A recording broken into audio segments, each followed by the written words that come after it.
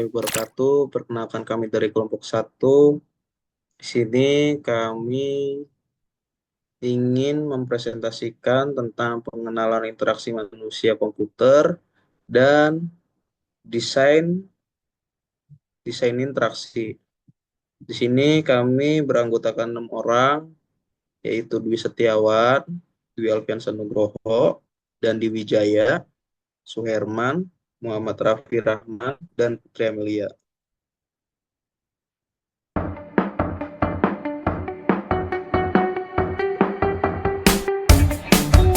Di sini kita bahas pendahuluan dulu. Yang pertama itu ada perkembangan teknologi digital telah mempengaruhi cara manusia berinteraksi dengan sistem komputer. Yang kedua, itu ada pentingnya merancang antarmuka yang mudah digunakan dan intuitif. Yang ketiga, ada kebutuhan untuk memahami karakteristik pengguna dan konteks penggunaan.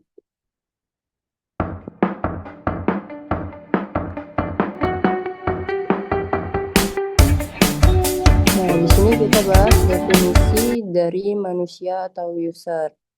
Manusia atau user itu merupakan pihak yang menggunakan komputer yang terdiri dari kognisi, kemampuan berpikir, ada persepsi, cara manusia menerima informasi melalui indera, terus ada keterbatasan fisik seperti keterbatasan penglihatan, motorik, atau pendengaran.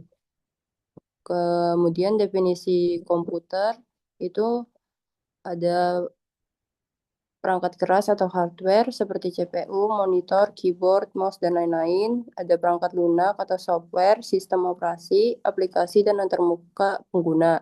Terus ada input-output, itu cara pengguna memberikan perintah atau input dan menerima hasilnya atau output. Terus yang terakhir itu ada interaksi atau interaction merupakan komunikasi dua arah antara manusia dan komputer yang memungkinkan pengguna untuk memberikan perintah atau input kepada komputer, terus menerima respon atau output dari komputer.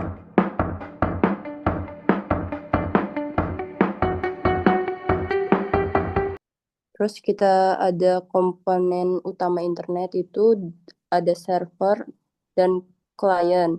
Server itu komputer yang menyediakan layanan atau data. Sedangkan klien itu perangkat pengguna yang meminta layanan dari server. Yang kedua ada router, switch, dan modem. Router itu mengarahkan data antar jaringan, sedangkan switch menghubungkan perangkat dalam satu jaringan lokal. Kalau modem mengubah sinyal digital ke analog, dan sebaliknya untuk koneksi internet. Yang ketiga ada ISP atau Internet Service Provider, itu kegunaannya menghubungkan pengguna ke jaringan internet global.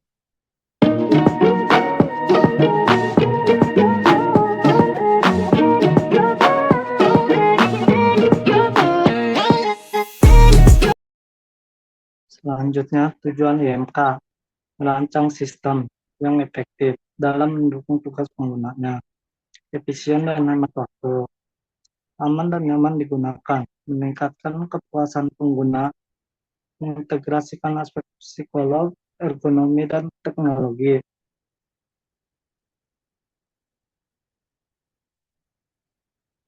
Perkembangan IMK tahun 1980-an fokus pada antarmuka teks dan command line. Tahun 1990-an GUI berkembang pesat, mouse, jendela, ikon. Tahun 2000-an interaksi berbasis web, mobile, touchscreen. Sekarang interaksi multimodal, suara, gerakan, AI, dan AR atau VR.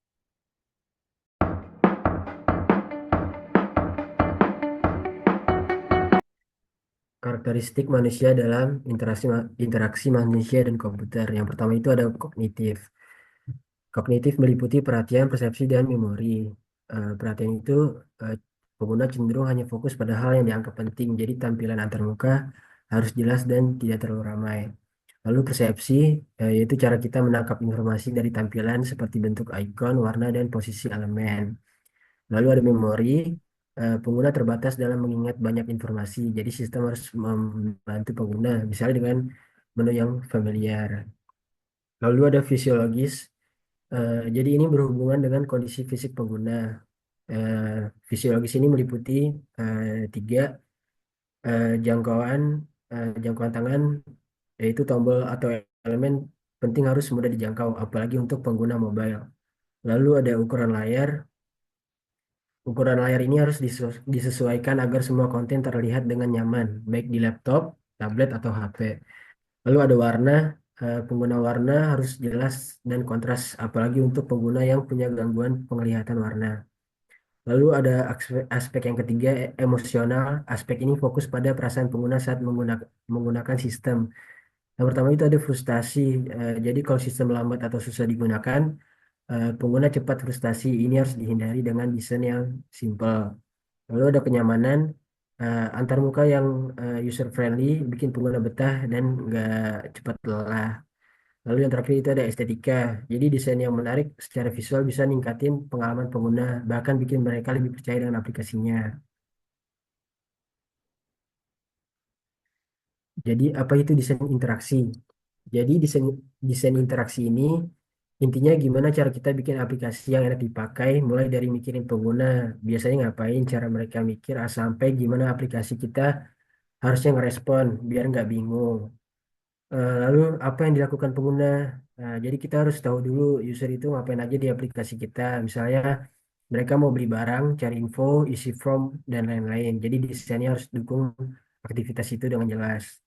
Lalu bagaimana pengguna berpikir? User itu mikirnya beda-beda. Kita perlu ngerti pola pikir mereka biar fitur-fitur yang kita bikin nggak bikin bingung. Contohnya tombol back, ya balik ke sebelumnya, jangan malah ke logout. Lalu yang ketiga itu bagaimana sistem merespon pengguna. Maksudnya kalau user ngelakuin sesuatu, sistem harus kasih respon yang jelas. Misal contoh, kalau klik tombol, yang muncul loading, notifikasi, atau pindah halaman. Selanjutnya,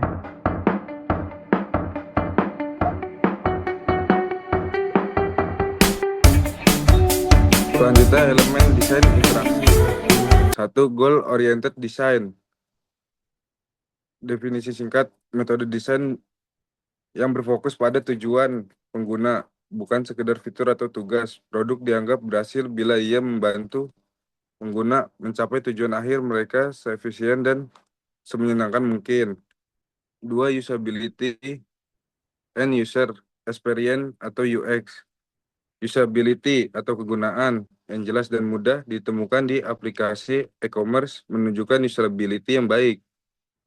User experience atau UX keseluruhan persepsi emosi dan respon pengguna saat berinteraksi dengan suatu produk, layanan, atau sistem. Aplikasi banking yang aman, cepat, mudah digunakan, dan desainnya membuat pengguna merasa percaya diri. Affordance dan Signifier. Affordance, contohnya tombol digital memang dapat diklik.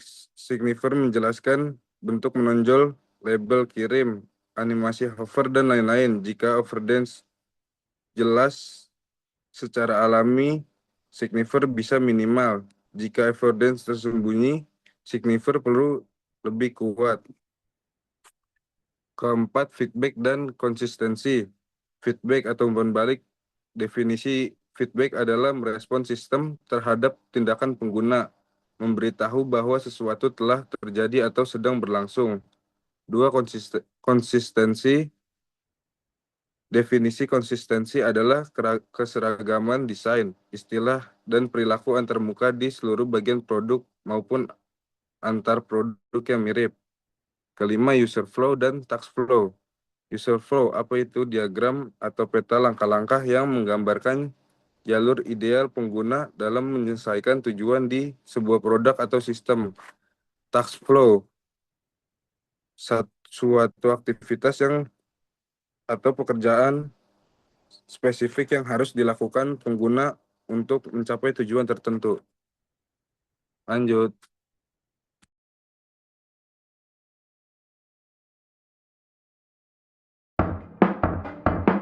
Baik, saya akan menjelaskan 5 dimensi desain interaksi Gillian Caption Smith. Yang pertama adalah satu, 1D words text table instruction. Ada yang kedua adalah visual representation icon layar dan tipografi. Untuk selanjutnya adalah physical object space perangkat keras dan layar. Yang keempat adalah time animasi transisi respon waktu. Yang terakhir adalah behavior aksi dan reaksi pengguna. Untuk ini sendiri ada untuk tampilannya sendiri saya tidak tampilkan karena ini belum ada. Nanti lebih jelas lagi di slide selanjutnya.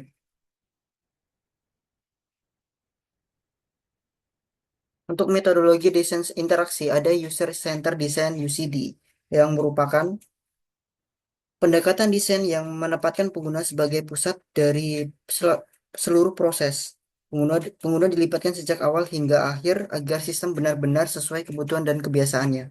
Untuk kedua adalah design thinking. Metodologi kreatif ini yang iteratif yang terdiri dari 5 tahap. Empatis, define, indicate, prototype, dan tes. Tujuannya adalah memahami pengguna secara mendalam dan menemukan solusi inovatif. Yang ketiga adalah prototyping and iteration. Prototip adalah rancangan awal sistem yang dibuat untuk diuji dan diperbaiki secara berulang, iteratif. Ini merupakan perbaikan cepat sebelum produk final dirilis. Selanjutnya yaitu usability testing, pengujian untuk menilai sejauh mana sistem mudah digunakan. Penggunaan diminta menjalankan tugas tertentu lalu diamati apakah mereka mengalami kesulitan atau tidak. Selanjutnya, studi kasus desain interaksi. Untuk contohnya adalah desain aplikasi mobile banking. Studi kasus ini menunjukkan bagaimana prinsip desain interaksi diterapkan dalam dunia nyata. Berikut elemen desainnya. Yang pertama adalah navigasi yang jelas. Penggunaan bisa berpindah dari suatu menu ke menu lain tanpa bingung. Contohnya seperti menu utama, transfer, cek saldo, dan lain sebagainya. Untuk selanjutnya yaitu konfirmasi saat transfer. Merupakan sistem memberikan pesan konfirmasi agar penggunaan yakin sebelum melakukan tindakan penting seperti mengirim uang. Untuk selanjutnya yaitu responsif di berbagai perangkat. Aplikasi bisa diakses dengan baik di berbagai ukuran layar, HP, tablet, atau bahkan versi web. Untuk selanjutnya warna, kontras, dan keterbacaan.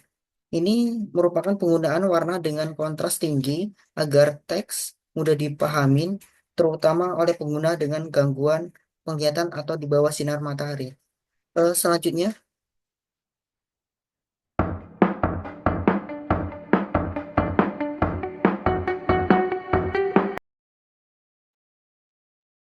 Tantangan dalam IMK dan desain interaksi, yaitu menghadapi beragam tipe pengguna yang dimana pengguna ini bermacam-macam, ada yang butuh cepat, ada yang butuh simple, atau bahkan ada yang mempermasalahkan tentang UI UX yang ada di aplikasi. Lalu ada aksesibilitas untuk disabilitas, di mana untuk aplikasi khususnya pengguna disabilitas itu sangat jarang. Jadi mungkin untuk EMK tersendiri perlu memperkembangkan aplikasi yang dikhususkan untuk pengguna disabilitas. Lalu ada integrasi teknologi baru seperti AI, yang dimana kita tahu AI sedang sangat-sangat berkembang di zaman sekarang, atau IoT. Lalu juga ada keamanan versus kemudahan, di mana contoh seperti tadi mobile banking, ada yang sangat mementingkan keamanan dan ada yang mementingkan kemudahan, di mana setiap aplikasi mempunyai kelemahan masing-masing yang seperti kita tahu, contohnya BCA Mobile, di mana untuk keamanan ia sangat sangat bagus dan tampilan UI UI itu sangat simpel sekali. Namun di sisi lain ada juga aplikasi-aplikasi mobile yang di mana UI UX-nya bagus, pengguna yang jarang sulitnya menggunakan aplikasi tersebut. Sekian, terima kasih dari kelompok kami. Kurang lebihnya mohon maaf. Wassalamualaikum warahmatullahi wabarakatuh.